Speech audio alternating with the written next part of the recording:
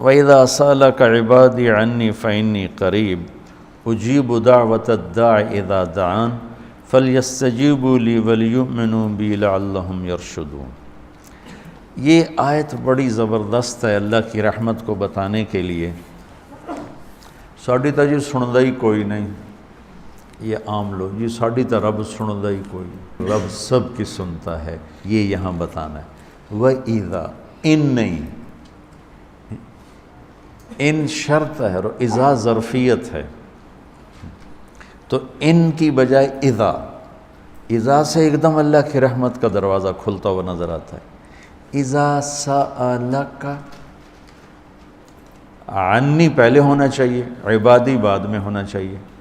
جب میرے بارے میں میرے بندے پوچھیں، اللہ کو صحابہ نے سوال کیا، یسألونک یسألونک یسألونک، کتنا قرآن میں ہے، یسألونک عن المحیض قل هو اذی، یسألونک عن الانفال قل الانفال للہ والرسول، یسألونک عن الاہلہ قل ہی مواقیت للناس، یسألونک عن الیتامی قل اصلاح لہم۔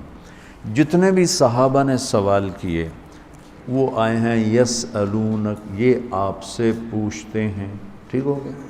تو یا حبیبی یا محمد قل، آپ کہیے، یہ جواب ہے۔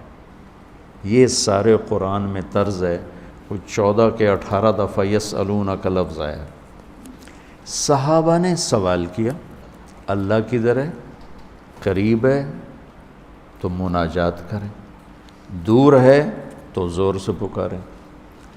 تو اس پر آیت یوں اترنی چاہیے تھی، یسألونک عنی، جیسے باقی آ رہا ہے سارے سوالوں کا جو لفظ آیا ہے یسألون، آپ سے پوچھتے ہیں، تو یہاں بھی ہونا چاہیے تھا آپ سے پوچھتے ہیں عنی، میرے بارے میں، قل، تو آپ کہیے ہوا قریب، کہ وہ تمہاری قریب ہے۔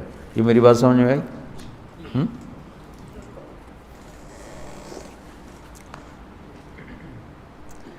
یہاں اللہ تعالیٰ نے وَإِذَا سَأَلَكَ، یسألون کا مطلب ہے کہ ابھی یہ جواب ہے، بعد میں بدل سکتا ہے۔ یسألونک عن کذا قل ہوا، تو یسألونک اور قل ہوا میں حتمی نہیں ہے، ابھی یہ بات ہے، کل کو بدل بھی سکتی ہے۔ اذا کا مطلب ہے کہ یہ ابدی جواب ہے، یہ جواب قابل تبدیل نہیں ہے، یہ آگے جو جواب آئے گا وہ ہمیشہ کے لیے ہے۔ اب سنو، وَإِذَا سَأَلَكَ عبادی عنی، اپنے آپ کو بعد میں ذکر کیا اور اپنے بندوں کو پہلے ذکر کیا۔ اذا سألک الناس المؤمنون، یہ آ سکتا ہے نا، العباد، اذا سألک العباد، کیا کہا؟ عبادی، اللہ کو یہ سوال اتنا پسند آیا، اللہ کہ تم تو ہو ہی میرے بندے، میرے بارے میں اپنے آپ کو بعد میں ذکر کیا اور عبادی کو پہلے ذکر کیا، کہ اللہ کے نبی سے صحابہ پوچھ رہے ہیں رب کے بارے میں بتائیں، تو اللہ تعالیٰ اس کو یوں لا کر کہتا ہے کہ یہ آپ سے میرے بارے میں پوچھیں تو میرے نبی آپ ہٹ جائیں، میں جواب دیتا ہوں، میں ہوں، تمہارے ساتھ ہوں، تمہارے پاس ہوں، شہرک سے زیادہ قریب ہوں، تمہارے ساتھ ہوں۔ تو کیسے کہتے ہو کہ میں تمہاری سنتا نہیں؟ اجیب دعوتاً، دعوت الدع، دعا دعا بار بار پکارنا، اور دعوتاً ایک دفعہ پکارنا۔ اللہ اس آیت میں کہہ رہا ہے کہ جو زندگی میں جس نے مجھے کبھی ایک دفعہ بھی پکارا ہو، میں اس کی دعا پر بھی لبیک کہتا ہوں۔ یہ نہیں کہ میں نہیں میں سنتا ہوں، تم سنانے والے بنو، ہم تو مائل بکرم ہیں، کوئی سائل ہی نہیں، راہ دکھلائیں کسے راہ رو منزل ہی نہیں، کوئی مانگنے والے تو بنو۔ اور میں قربان جاؤں، اس نے مانگنے کے لیے تقوی نہیں مانگا، کتنی عجیب بات۔ اللہ کو پتہ ہے ہر آدمی تو تقوی والا نہیں ہو سکتا، نہیں، اور ہر آدمی علامہ بھی نہیں ہو سکتا، تہجد گزار بھی نہیں ہو سکتا ہے، نمازی بھی نہیں ہو سکتا ہے۔ ایک کام ہر آدمی کر سکتا، اللہ نے وہ لگا دیا، مسلمان ہونا بھی نہیں لگایا۔ مسلمان ہونا بھی، ہندوؤں کو کوئی اور رب دے گا، ان کو تو اللہ ہی دے گا۔ تو میں قربان جاؤں، کہتا امن یجیب المضطر اذا دعاہ، بس مجھے آنسو بہا کے دکھا دے، پھر تو ہندو ہے، سکھ ہے، مسلم ہے، عیسائی ہے، آ جاؤں گا، میں آ جاؤں گا۔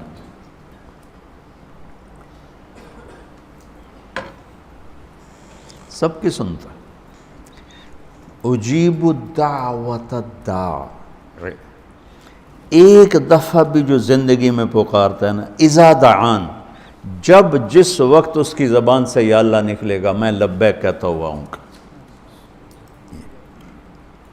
تو اس آیت میں بڑی تسلی اللہ نے دی ہے، بڑی تسلی دی ہے کہ اللہ کو پکارو، اللہ سے، صرف اللہ سے مانگو، صرف اللہ سے مانگو۔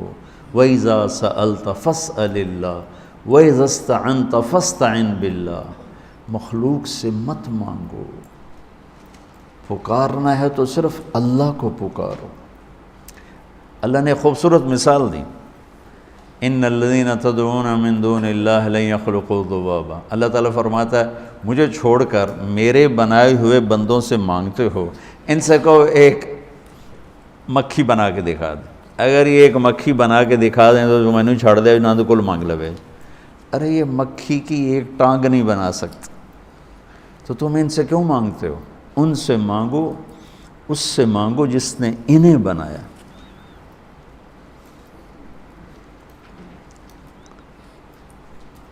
تو اس آیت میں اللہ نے بڑی تسلی دی ہے کہ تم مانگنے والے رو دھو کے میرے سامنے رونا سیکھ لو، کر دوں گا، مضطر بن کے دکھا دو۔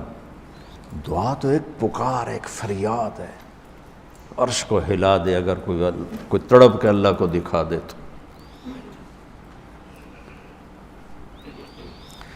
تو اس کے بعد ایک بڑی خوبصورت بات آئی ہے، وہ بتانا چاہتا ہوں۔ احل لکم لیلۃ الصیام الرفث الی نسائکم ہن لباس لکم وانتم لباس لہن۔ دنیا میں جو اللہ نے رشتے بنائے ہیں ان میں سب سے اہم، بنیادی، بڑا رشتہ خامند اور بیوی ہے۔ میں یہ کہاں سے بات کرتا ہوں؟ پڑھی ہوئی بات نہیں میری، قرآن سے استنباط ہے، اس طرح پر کہ والدین کے لیے چند آیات، بچوں کے لیے چند آیات، بہن بھائیوں کے لیے چند آیات، وراثت کے لیے 2 رکوع ہیں، اس میں سب کا ہی ذکر ہے، اور خامند اور بیوی کے لیے سینکڑوں آیات۔ اسی صورت میں، اسی پارے میں آگے جا کر 13، 14، 15 3 رکوع مسلسل خامند بیوی، خامند بیوی، خامند بیوی کہ جھگڑا ہو گیا ہے اور صلح نہیں ہو رہی، طلاق تک نوبت پہنچی ہے، تو اللہ نے طلاق دینے کا بھی طریقہ بتایا،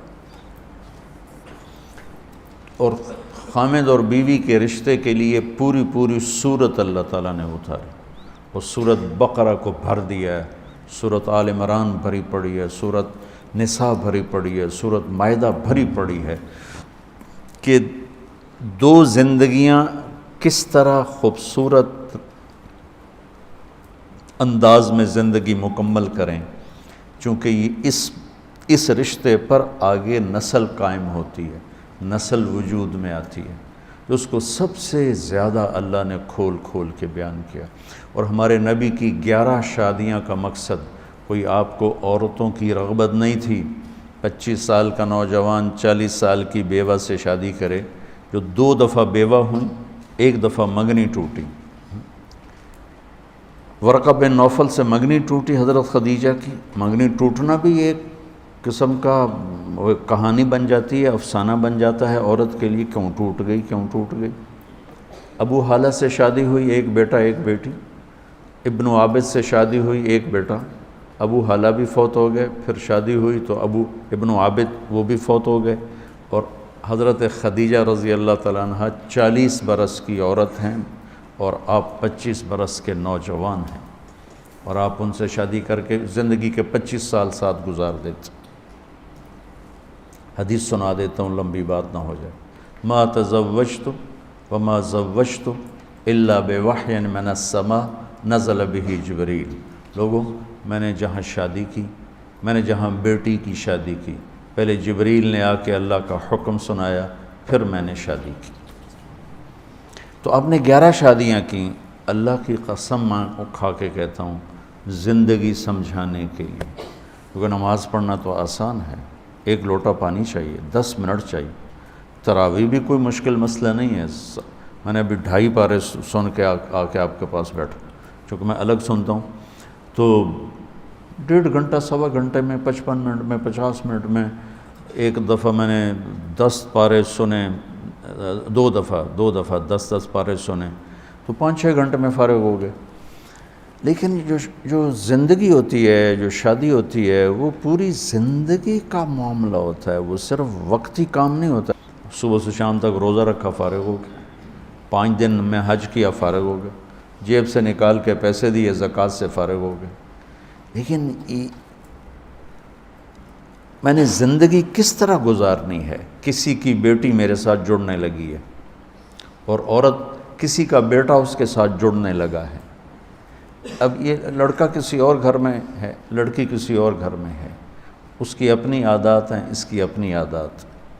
یہ دونوں کس طرح چلیں، اس پر قرآن نے سینکڑوں آیات بیان کی. اور یہ میرا المیہ ہے، میرا دکھ ہے، اور پوری قوم کا المیہ ہے کہ ہم نے لوگوں کو معاشرت نہیں سمجھائی.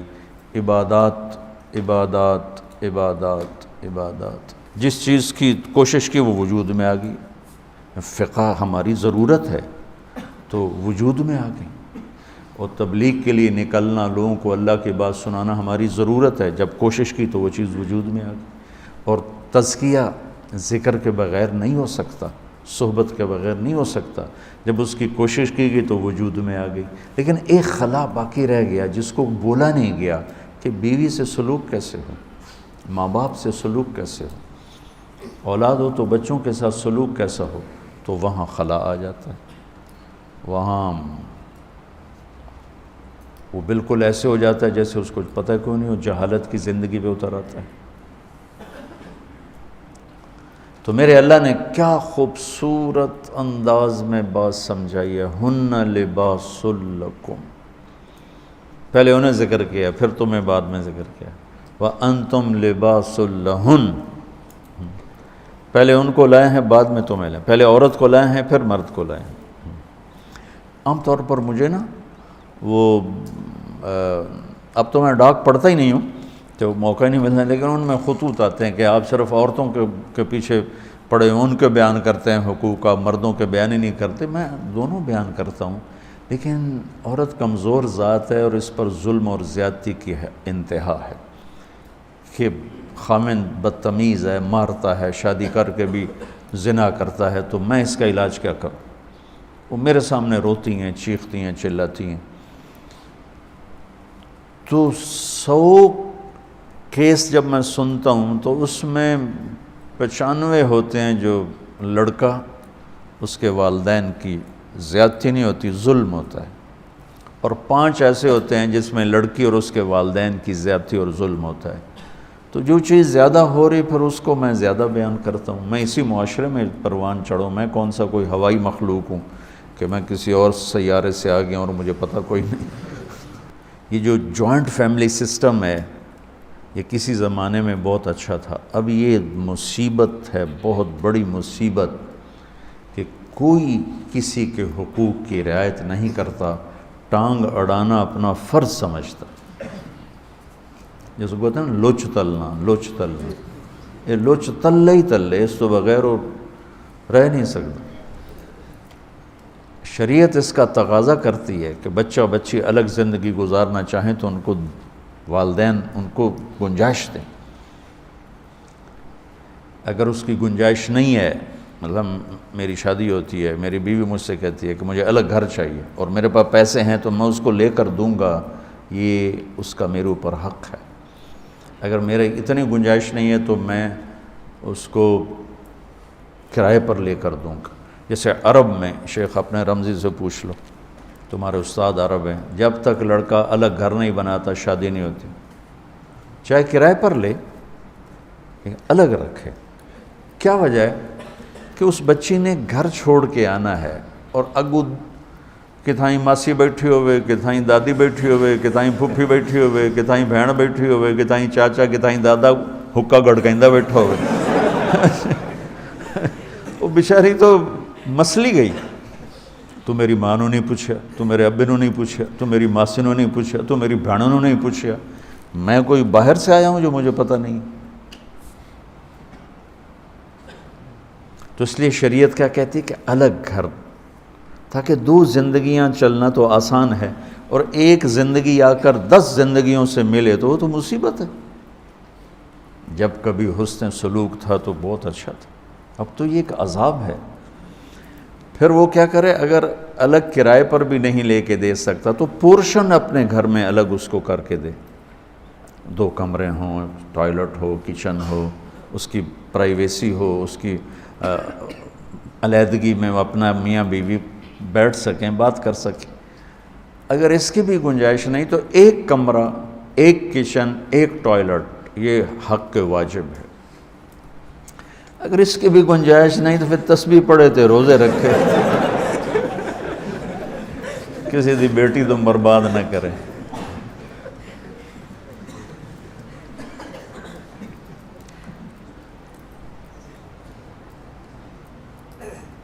میرے نبی نے فرمایا تزینوا لنسائکم، اپنی بیویوں کے لیے زیب و زینت اختیار کرو۔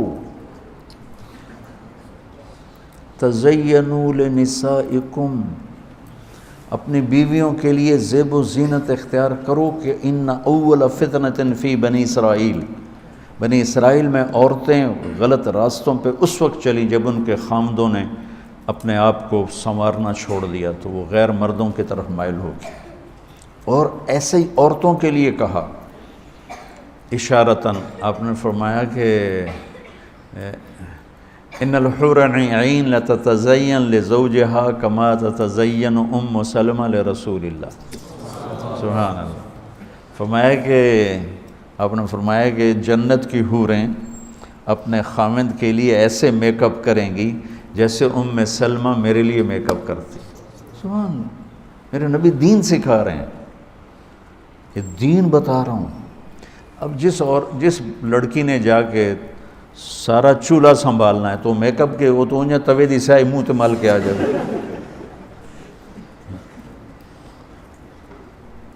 یہاں سے ہمارے جاننے والوں کی بچی انگلینڈ، چونکہ یہیں کے لوگ وہاں گئے ہوئے ہیں، تو وہ معاشرت ان کی وہی ہے، وہی دیسی پنا، وہی لڑائی جھگڑے۔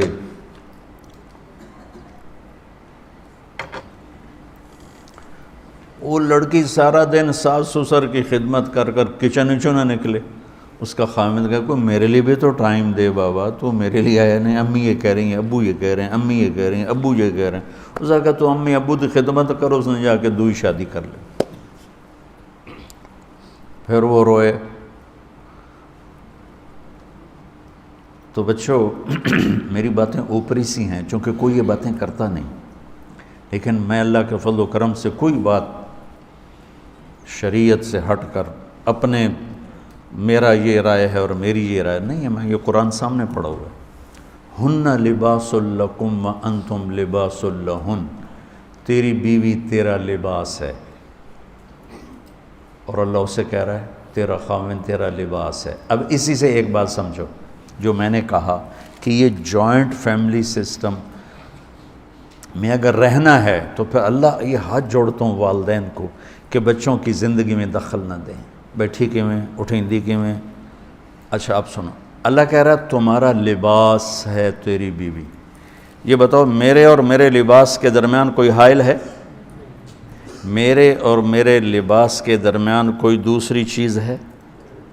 تو اس لباس کے لفظ میں اللہ کہہ رہا ہے کہ تیرے اور تیری بیوی کے درمیان کوئی دوسرا داخل نہیں ہونا چاہیے، وہ چاہے ماں ہو، چاہے باپ ہو، چاہے وہ بھائی ہو، وہ خالہ ہو، وہ ماسی ہو، جو بھی ہو، وہ نہیں داخل ہو سکتی۔ لباس کیوں کہہ رہا ہے اللہ تعالیٰ؟ تو میری ماں دے اگوں نہیں بولنا، تو میری ماں نے روٹی نہیں پوچھی، وہ پٹائیاں ہو رہی ہیں، مار رہے ہیں۔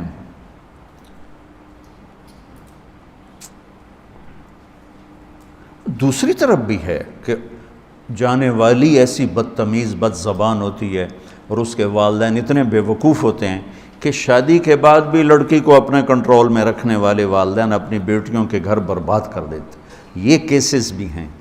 شادی کر لی، اب خامد اور اس کو زندگی گزارنے دو، پیچھے سے ماں اس کے کان مروڑتی رہتی ہے تو اپنی بیٹی کا گھر خود ہی برباد کر دیتی۔